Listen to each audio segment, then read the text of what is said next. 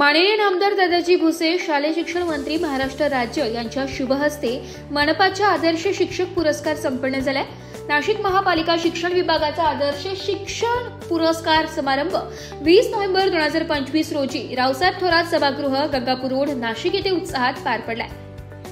शिक्षण क्षेत्रातील उल्लेखनीय कार्य करणाऱ्या शिक्षकांचा गौरव करण्यासाठी आयोजित हा समारंभ नामदार दादाजी भुसे शालेय शिक्षण मंत्री महाराष्ट्र राज्य यांच्या शुभ हस्ते मनपा आयुक्त मनीषा खत्री यांच्या उपस्थितीत संपन्न झालाय। शहरातील शिक्षण क्षेत्रात नव्या उंचीवर नेणाऱ्या उपक्रमांचे, शिक्षकांच्या सातत्यपूर्ण प्रयत्नांचे आणि विद्यार्थ्यांच्या प्रगतीचे हे एकत्रित प्रदर्शन असल्यामुळे कार्यक्रमाला मोठी उपस्थिती लाभली। कार्यक्रमाची सुरुवात पौराणिक परंपरेनुसार ईशस्त वनाने व मान्यवरांच्या हस्ते दीपप्रज्वलन करून झाली आहे। प्रशासन अधिकारी डॉक्टर मीता चौधरी यांनी प्रास्ताविकात मनपा शाळांमधील शिक्षणाच्या गुणवत्तेत गेल्या काही महिन्यात झालेला सकारात्मक बदल, डिजिटल शिक्षण, AI आधारित अभ्यासक्रम, विज्ञान आणि गणित प्रयोग, वाचन उपक्रम, आनंदी शाळा, इस्रो वारी, स्मार्ट स्कूल यांसारख्या नाविन्यपूर्ण उपक्रमांची सविस्तर माहिती दिली आहे। नामदार दादाजी भुसे शालेय शिक्षण मंत्री यांनी आपले मनोगत मांडताना स्थानिक स्वराज्य संस्थांतील शाळांची कार्यपद्धती आणि त्यातून घडणाऱ्या विद्यार्थ्यांची गुणवत्ता देशात वेगळी ओळख निर्माण करत असल्याचं सांगितलंय। नुकत्याच जाहीर झालेल्या UPSC परीक्षेत स्थानिक स्वराज्य संस्थांच्या शाळांमधून तब्बल 60% विद्यार्थी उत्तीर्ण झाल्याचं उदाहरण देत त्यांनी सरकारी शाळांची ताकद अधोरेखित केली आहे। शिक्षक हा प्रत्येक विद्यार्थ्याच्या जीवनातील पहिला घडवणारा शिल्पकार असतो, त्यामुळे शिक्षकांनी काळानुरूप आपले ज्ञान व कौशल्य अद्ययावत ठेवणे ही काळाची गरज आहे, असे ते म्हणाले। पुणे जिल्ह्यातील खेड तालुक्यातील जालिंदर नगर आणि हिवाळी शाळेतील शिक्षक श्री वारे गुरुजी आणि श्री गावित सर यांच्या नवोन्मेषी कामाचा त्यांनी विशेष उल्लेख करत मनपा शाळांनीही अशाच कल्पक उपक्रमांचा आदर्श घ्यावा असा संदेश दिलाय। शिक्षकांवर येणाऱ्या अतिरिक्त कामांचा मोठ्या प्रमाणावर पुनर्विचार करून पुढील वर्षापासून शिक्षकांवरील शासनाची अतिरिक्त कामे 50% कमी केली जाणार असे आश्वासन देत त्यांनी शिक्षकांना दिलासा दिलाय। गुणवत्तापूर्ण शिक्षणा इतकेच शाळेतील भौतिक सुविधा सक्षम असणे अत्यंत गरजेचे आहे। आधुनिक वर्गखोली, स्वच्छता, सुरक्षित परिसर, क्रीडा सुविधा आणि तंत्रसुसज्ज शिक्षण साधने उपलब्ध असणे हे विद्यार्थ्यांच्या सर्वांगीण विकासासाठी अनिवार्य असल्याचं त्यांनी नमूद केलंय। तसेच नाशिक मनपाने पुढील काळात आरोग्य आणि शिक्षण या दोन क्षेत्रांवर अधिक भर द्यावा।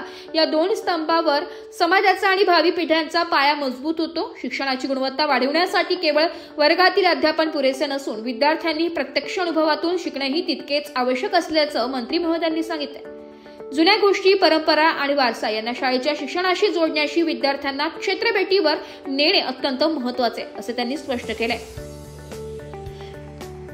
शेतकरी बांधवांशी शेती, बँकिंग व्यवस्था, किल्लेगड, ऐतिहासिक स्थळे, स्थानिक उद्योग प्रकल्प आदी ठिकाणी विद्यार्थ्यांना घेऊन गेल्यास त्यांचा अनुभव विश्व विस्तारते आणि शिकण्याची समज अधिक पक्की होते असे त्यांनी अधोरेखित केले।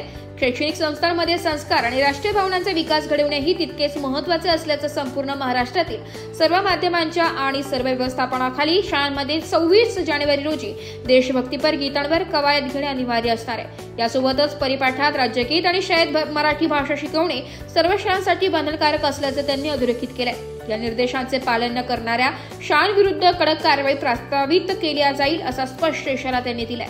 जागतिक बालिका हक्क दिनानिमित्त मराठा हायस्कूलच्या विद्यार्थिनी दुर्वा मोरे हिचा गुणगौरव करत तिच्या कामगिरीचे कौतुक करण्यात आले। स्वतःचा सत्कार न स्वीकारता विद्यार्थिनीचा गौरव करणे हा मुलींच्या सन्मानाचा खरा संदेश असल्याचं सांगत मंत्री महोदयांनी पुढील पिढीसाठी सकारात्मक आदर्श घडवण्यावर भर दिलाय। अतिरिक्त आयुक्त करिश्मा नायर यांनी शिक्षकांना उद्देशून प्रेरणादायी मनोगत करताना आजचे शिक्षण हे तंत्रज्ञानापासून वेगळे राहू शकत नाही। AI, डिजिटल साधने, ई-लर्निंग आणि स्मार्ट मॉडेल्स यांचा वापर जितका अधिक तितकी विद्यार्थ्यांची ज्ञानग्राह्यता वाढते। शिक्षकांनी स्वतःचा विकास सतत करणे, प्रशिक्षण स्वीकारणे, नवे प्रयोग करणे आणि विद्यार्थ्यांना जागतिक पातळीवर स्पर्धेस सक्षम बनवणे हे प्रत्येक शिक्षकाचे कर्तव्य असल्याचं त्यांनी सांगितले।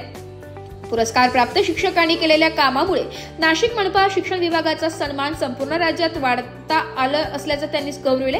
या कार्यक्रमाप्रसंगी नाशिक मनपा आयुक्त व प्रशासक श्रीमती मनीषा खत्री, मनपा अतिरिक्त आयुक्त श्रीमती करिश्मा नायर, माजी नगरसेवक श्री विलास शिंदे, माजी नगरसेवक श्री प्रवीण तिदमे, मुख्याध्यापक व शिक्षक आदी मान्यवर उपस्थित होते। शस्तवन श्रीमती वरुडे, तंत्र सूत्रसंचालन श्री मंगेश पाठक यांनी अत्यंत प्रभावीपणे मांडणी केले।